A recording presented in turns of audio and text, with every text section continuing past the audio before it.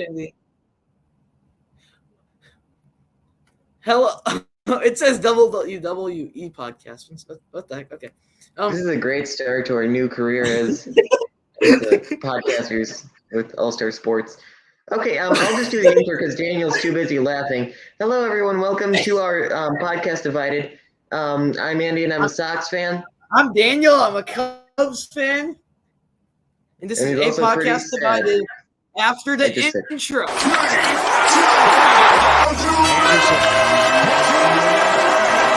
Your Daily Cubs White Sox podcast, the best place for all the baseball debate you need.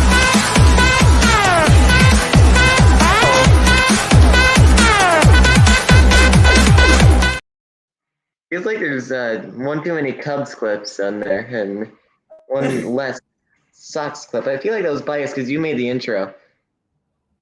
I did make the intro. Yeah. If you want, you can make your own intro in the future. Yeah, I will. I'll have it before clips. It still says WWE Watch Party with Robert. Okay. All right. Our first topic goes to you, Daniel. What's your first topic? Okay. What is this music? Actually, no, it's pretty good. It's pretty vibing. I like it. The lo-fi sound beats, the lo-fi study beats. Okay, so we're gonna be talking about. I'm picking the music next. Good start, and it's a good start. Do some like swing jazz or something. So the Cubs are actually doing good. So they started off. I know Andy doesn't agree with me, but the Cubs. It's unfortunately true. I'm very surprised at you guys. I know, like it's amazing, but the thing is that everything was good. 4 series wins in a row until the last series, the dreaded Dodgers, the D, and sadly, we lost 3 out of 4. And the game we won was a perfect game, which, like Andy, you said last time it happened in 2012, I believe, right? Felix Hernandez. Yep, King Felix. And look at who's doing it now. Not some superstar. It's Drew Smiley. And guess how he lost it? I would play it on here if I had it downloaded.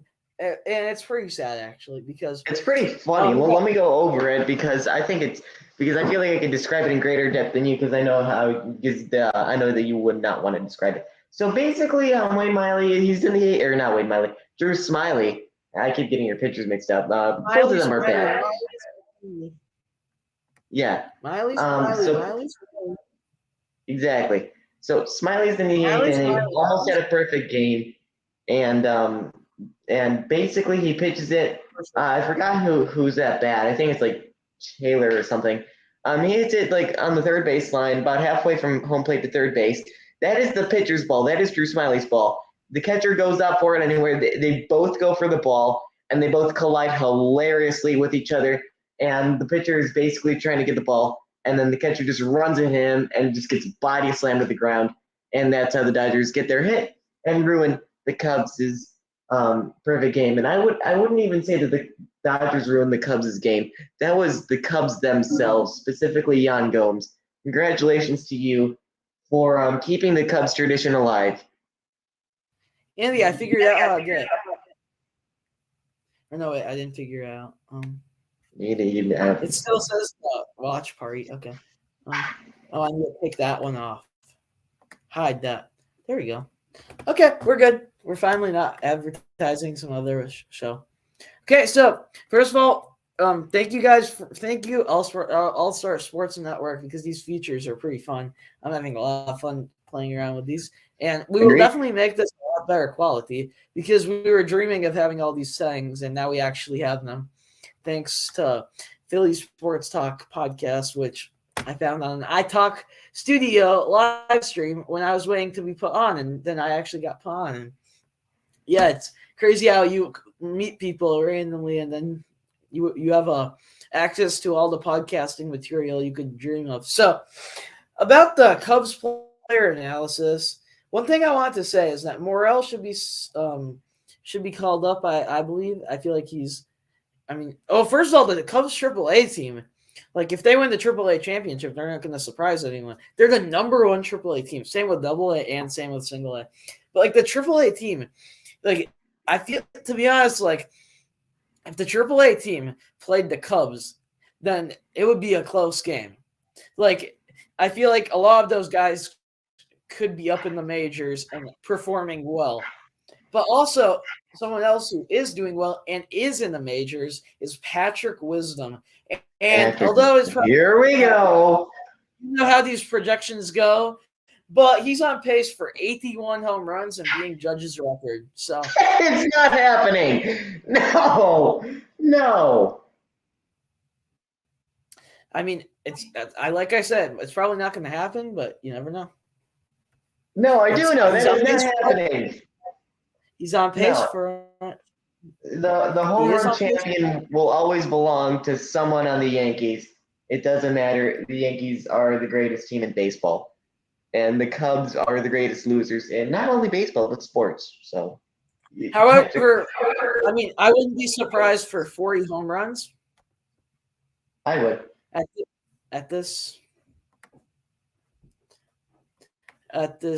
moment. We've gotten to a point where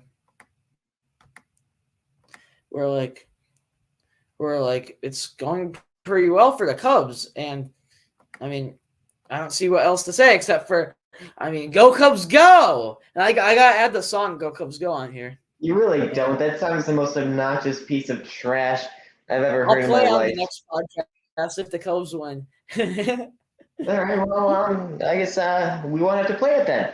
Okay. So, so as we all know, the White Sox are having a very miserable and underwhelming start to the season, and there's a lot of reasons for that. You're really biased, aren't you? You can't just be classy for 1 second. Okay, so so really, there's a lot of reasons for that: injuries, no clicking, no morale. But the main reason isn't even on the team. It's literally not. It's the ownership and the management of the team itself. We don't get free agents for some reason, and we barely make any trades at all, especially blockbuster trades. And when we do, it's basically a lose-lose for not only us, but the other team. The last two blockbuster trades we made both involve Craig Kimbrell, and they both involve him being horrible on each team. And it's not been a fun time for a White Sox fan these past 2 years. After the 2021 season, I expected fireworks in the White Sox offseason. I wanted Semien. I wanted a good right fielder. I wanted the White Sox to make like this big trade with like for Fried and for Duvall on the Braves when he was on the Braves. You know, I was in it with the White Sox. I was anticipating some big free agency signings and some big trades, and we didn't get any. And I was expecting like some kind of good contract, some kind of big trade, and I didn't get any of that either.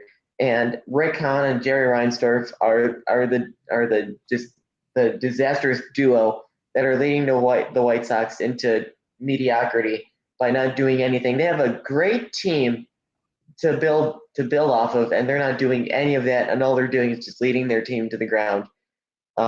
So they're really leading to the question: do we sell the team, or do we just keep the mediocrity for 10 more years, perpetuating just horribleness until we eventually do sell the team? Or do we get off our butts and actually sign some people? Okay, and so that's basically just me ranting about the White Sox. Currently, they are third place in the AL Central. I'm going to go over some division standings now. So first place in the AL Central are the Twins with a 12-10 record. Guardians are 500. Tigers 7-13. White Sox in fourth, 7-15 with a 318 winning percentage, and the last 10 games have been 2-8. And fifth place is the Royals. No surprise there. I want to something that you said in a minute, just saying. Okay. AL East. The Rays are obviously leading that division, 19-3. Fantastic season for them. Came out of nowhere just to be awesome. Next is actually the Orioles with 14-7. 8-2 in their last 10 games. They are fantastic. The Blue Jays are third in that division, 13-9, and the Yankees are fourth with that exact same record.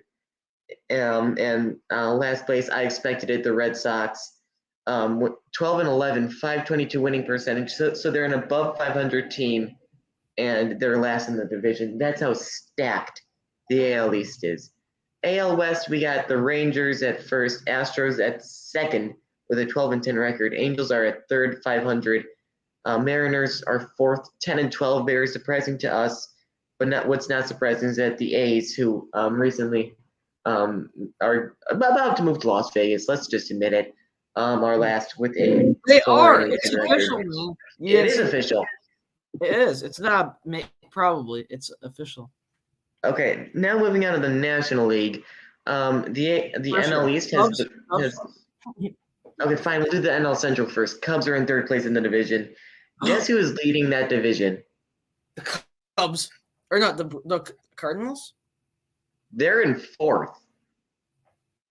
Brewers? Nope, they're in second. Reds? No, it's the Pirates with a 16-7 record. They're going insane. They're popping off. Brewers in second, Cubs in third, Cardinals in fourth. I know, that's insane. And you want to know who's leading the NL West? Good question. Let's see here. I'm gonna think about this. Well, let's see. I mean, it's probably gonna be in the NL West. NL West. Diamondbacks. You are correct. No one expected that.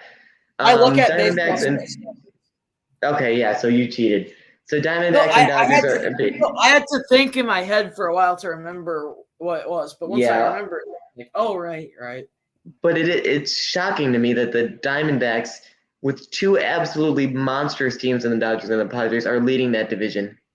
So it's Diamondbacks, Dodgers, Padres, Giants, and Rockies. So pretty disappointing division there. NL East standings, we got the Braves, first place, 14-8. Mets 14-8, second place. So basically, they're tied for first. Marlins 12-10, third place. And about the Dodgers, so like, who says that they're not gonna be like on a good streak after this Cubs like series? Because they can totally the turn Cubs around. this season Cubs have been playing like a decent team, and I'm not saying that's going to be sustained. Just like the Rays weren't going to win 162 games, but I mean, for them to beat the Cubs like that and show the Cubs like that, like they're not going to be able to beat those teams unless they get better. Exactly, that's saying something. They weren't just going to lose 2 out of 3 and almost lose the second game and just come back and get a walk-off. Just being 1 out away from losing, like that's not sustainable. Yeah. Okay. So anyway, it was Braves in first, Mets tied for first, then Marlins in third place, 12-10. Pretty good from them. Phillies, I'm surprised with. I thought that they were going to be the number one team, not only in the NL East, not only in the National League, but in the MLB. They're fourth with 11-12, and the Nationals, unsurprisingly, are in last place with a 7-14 record. Yeah, that's pretty much it. All there. Yeah, I don't know what the comment. Like all these things, like obviously they're tentative, but and some teams will go on losing streaks, some teams will go on winning streaks, and we won't really know who's best for a little bit. However, we can start to get a bit of an idea as time goes on. So, but finally, like I guess like we don't have forever, but. This is a pretty nice setup, first of all, and also it's a great. Yeah, I don't know. The Cubs have an opportunity this season to do something, and they won't take it. Okay, that is the end of our podcast because I think we're both. Thank you for watching A Podcast Divided, and yeah, goodbye. See ya. Have a good day and stay frosty. Okay. Thank you, Andy. Yep. Okay. See you, Daniel. Have a good night. Have a good night.